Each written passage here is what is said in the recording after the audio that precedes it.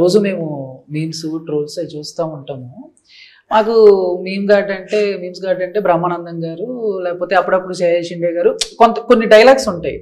So దాంట్లో మీరు కూడా వన్ ఆఫ్ ద మెంబర్, తెలుసా మీకు? తెలుసండి, మా ఫ్రెండ్స్ నాకు పంపిస్తారు. నాకు పంపించి అరే చూసుకోరా జాగ్రత్త, ప్రతిసారి ఎక్కడి నుంచి పడతావరా ఇలాంటి జంబలహాట్ లేడీస్ అని చెప్పి బాగా మేము అది నాకే పంపిస్తున్నారండి బాబు. అర్థమైందా మీకు? అర్థమైంది అనుకుంటారన్నా ఏదైనా ఒక డైలాగ్ చెప్పినప్పుడు కానీ, లేదా ఏదైనా ఒక యాక్టివిటీ చేసినప్పుడు కానీ మీమ్స్ వాళ్ళకు దొరికేస్తాం, ట్రోల్స్ కు దొరికేస్తాం అని ఎప్పుడైనా అనుకుంటారా? లేదండి, సినిమా కోసం ఏదన్నా చేయొచ్చు కానీ ఇలాగా ట్రోల్స్ వాళ్ళకి దొరుకుతాం, లేకపోతే మీమ్స్ వాళ్ళకి దొరుకుతాం, ఎవరు దొరికితే నాకేంటండి బాబు. ఎంజాయ్మెంటే అది కూడా. లైక్ నేను కూడా చూసి నవ్వుకుంటూ ఉంటాను.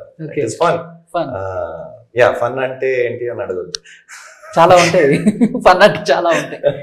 ఓకే, కెరీర్ స్టార్ట్ చేసి 14 years అవుతుంది. హీరోగా చేశారు, కొంచెం విలన్ షేడ్ ఉన్న క్యారెక్టర్ చేశారు, డిఫరెంట్ క్యారెక్టర్స్ చేశారు. బట్ ఎక్కడో ఇంకా మీకు అనిపించిందా, నేను ఇంకా అవ్వలేదు, ఎస్టాబ్లిష్ అవ్వలేదు, ఇంకా నన్ను వాడుకోవట్లేదు ఇండస్ట్రీ ప్రిన్స్ ను వాడుకోవట్లేదు అనిపిస్తుందా, లేదా ప్రిన్స్ సరిగ్గా ఇండస్ట్రీని వాడుకోవట్లేదు? నేను ఇంకా సరిగ్గా వాడుకోవట్లేదండి. ఇండస్ట్రీ నన్ను వాడుకోపోవడం ఏం లేదు. నాకు అవకాశం ఇచ్చింది, ఇంత పని చేస్తున్నాను, ఇన్ని సంవత్సరాలు పని చేశాను, ఇంకా పని చేస్తూ ఉన్నాను. సో నేనే సరిగ్గా వాడుకోవట్లేదు, ఆర్ మేబీ టైం ఇంకా కరెక్ట్గా కుదరలేదు. కుదిరిన రోజు ఇలాంటి క్వశ్చన్లు ఉండవు.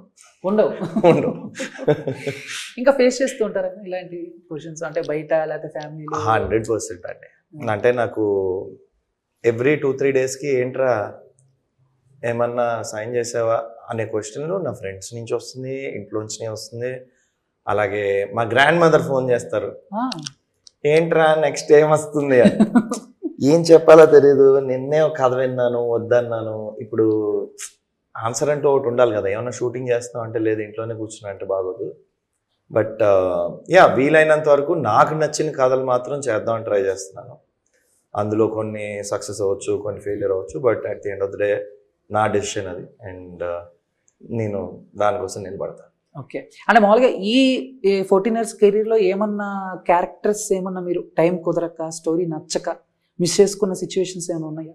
చేసుకున్న తర్వాత అరే చేసుంటే బాగుండేది, మనకి మంచి బిజీ ఈ టైప్లో ఏమన్నా ఉన్నాయండి? ఒక 2-3 సినిమాలు ఉన్నాయి అలాగా, పేర్లు నేను చెప్పను, బట్ మేము అడగం.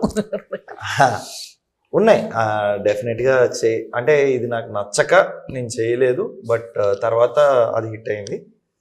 దెన్ ఐ ఆల్సో ఫెల్ట్ ఇది నేను చేసుంటే ఆడపోనరా బాబు, ఈడే కరెక్ట్ ఈ సినిమాకి అనిపించింది. సో మనం కథను ఎంచుకోవడం కాదండి, సినిమాయే మనల్ని ఎంచుకుంటుంది అప్పుడప్పుడు. And that is when a film is a success. Okay, so నేను స్ట్రాంగ్లీ బిలీవ్ ఇన్ దట్.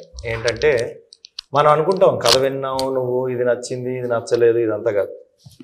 కథ ఎప్పుడైతే మన యాక్టర్ని ఎంచుకుంటుందో అది కరెక్ట్గా జెల్ అవుతుంది. And I think that happened కలితో అయిందండి. మా ఇద్దరికి కూడా I feel that is what happened. So బేసిక్గా మీరు మంచి క్రికెట్ ప్లేయర్ కదా. సో మన టాలీవుడ్ సెలబ్రిటీస్ వాళ్ళతో క్రికెట్ ఆడుతూ ఉంటారు. సో ఇప్పుడు ఆడతలేదా? నెక్స్ట్ ఏదో ఆస్ట్రేలియా ఏదో జరగబోతుంది, వెళ్తున్నాం అండి. అండ్ వీక్కి ఒక 2-3 matches అయితే కంపల్సరీ ఆడతా. షూటింగ్ ఉన్నా లేకపోయినా ఈవినింగ్ 6 o'clock తర్వాత మనం ఫ్రీగానే ఉంటాం కాబట్టి వెళ్ళి క్రికెట్ ఆడతా. ఓకే, అంటే మొన్న మామూలుగా అశ్విన్ అన్నని తమ్మనని వాళ్ళని కలిసినప్పుడు మామూలుగా చిన్న క్వశ్చన్స్ అవి అడుగుతున్నప్పుడు మామూలుగా మనం గల్లీ క్రికెట్ ఆడుతున్నప్పుడు ఫస్ట్ నేను దిగుతా, ఫస్ట్ నేను బౌలింగ్ చేస్తా, ఫస్ట్ నేను బ్యాటింగ్ చేస్తా అని చెప్పేసి బ్యాచ్ లో ఒకటి ఉంటాడు కదా. అలా మీ బ్యాచ్ లో ఎవరనంటే వాళ్ళ పేరు చెప్పలేదు, ఉన్నాడు ఒకటి రాలేదు అని అన్నారు.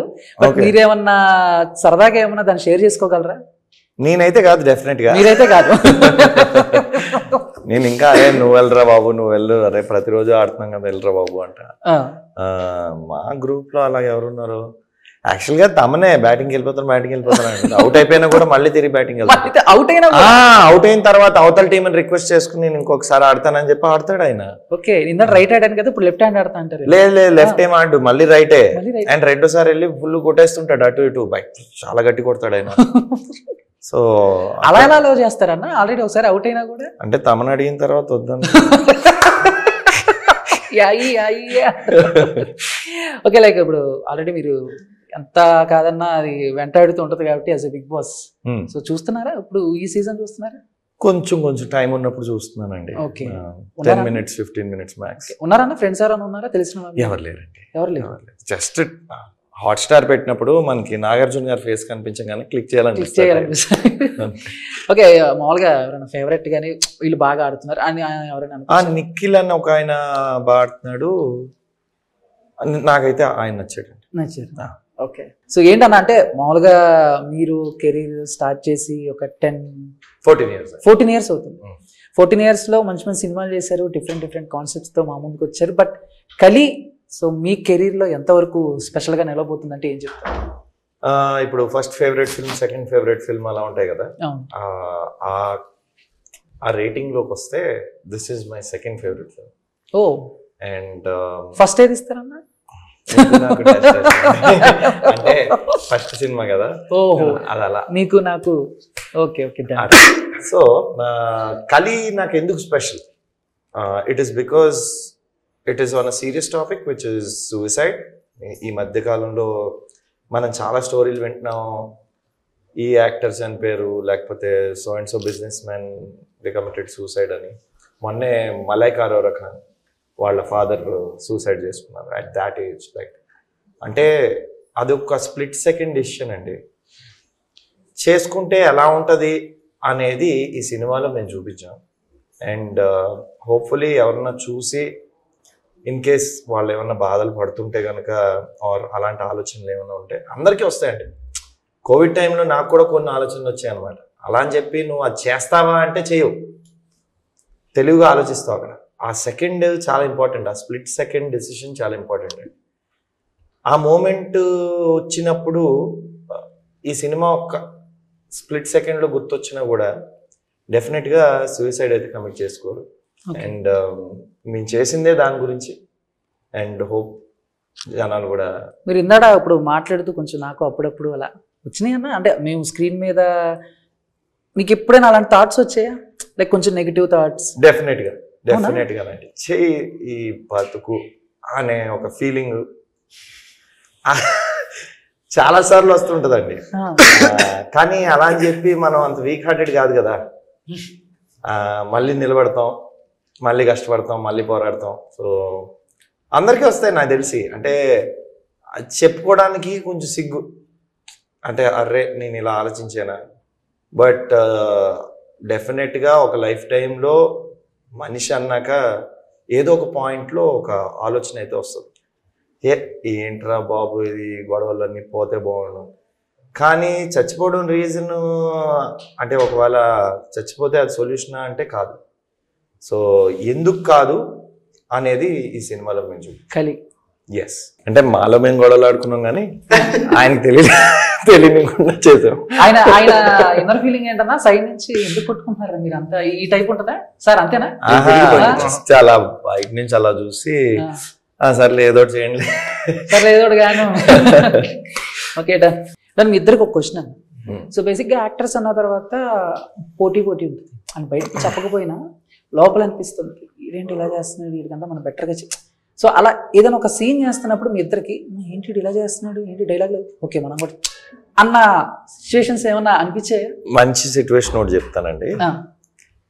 నేను ఏదన్నా సరిగ్గా చేయకపోతే మనోడు చెప్పేవాడు, నాకు ఏదన్నా కరెక్ట్ అనిపించకపోతే నేను మనోడికి చెప్పేవాడిని.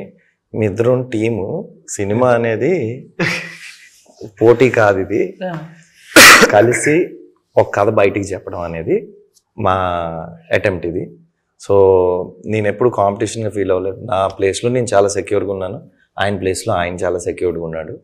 సో నేను వీడికంటే బాగా చేస్తాను, వీడు నాకంటే బాగా చేస్తాడా అసలు ఎప్పుడు లేదండి. అసలు ఆ ఆలోచన అది మాకు తెలియదు. పర్స్పెక్టివ్ సో ఏమన్నా సెటిల్ ఏమన్నా గొడవలు అవటం, మీరేమన్నా సెటిల్మెంట్ చేయటం పెద్ద ఒకసారి చిన్న గొడవ అయితే అతనే వచ్చి మమ్మల్ని ఇద్దరిని విడగొట్టాడు. గౌతమ్ ఏంటన్నా నేను మామూలుగా మరి చిన్న చిన్న మిస్కమ్యూనికేషన్స్ మిస్అండర్స్టాండింగ్స్ అవుతాయి కదా, చిన్న చిన్న కొట్టుకున్నాం అంతే. కావాలా బయట జరిగే సిచ్యువేషన్స్ ఏమైనా రిఫరెన్స్ తీసుకున్నారా సినిమాలో? మాకు ఏమైనా కనబడుతుంది? మెనీ సిచ్యువేషన్స్ అండి. వాటన్నిటికీ ఎగ్జాంపుల్ గా తీసుకున్నది ఆయన క్యారెక్టర్. అంటే బయట మన యాక్టర్స్ కూడా కొంతమంది సూసైడ్ చేసుకున్న సిచ్యువేషన్స్ ఉన్నాయి, లైక్ ఉదయ్ కిరణ్ గారు కానీ లేకపోతే సుశాంత్ సింగ్ రాజ్పూత్. సో ఇలాంటి వాళ్ళ రిఫరెన్స్ కానీ ఆ పేర్లు కానీ ఏమన్నా మేము వింటాం కానీ చూడటం కానీ ఏమన్నా జరుగుతుంది? లేదండి, సినిమాలో అయితే అలాంటి పేర్లు ఏం వాడలేదు కానీ but we definitely took reference from, అంటే నేను బాగా కనెక్ట్ అయింది దానివల్లే. బికాజ్ కోవిడ్ టైంలో సుశాంత్ సింగ్ రాజ్పూత్ కానివ్వండి, నా వెరీ యంగ్ ఏజ్లో when I got in to the industry Uday Kiran కానివ్వండి, అండ్ చాలామంది మనం చూస్తున్నాం, యాక్టర్సే కాదు సక్సెస్ఫుల్ బిజినెస్ పీపుల్.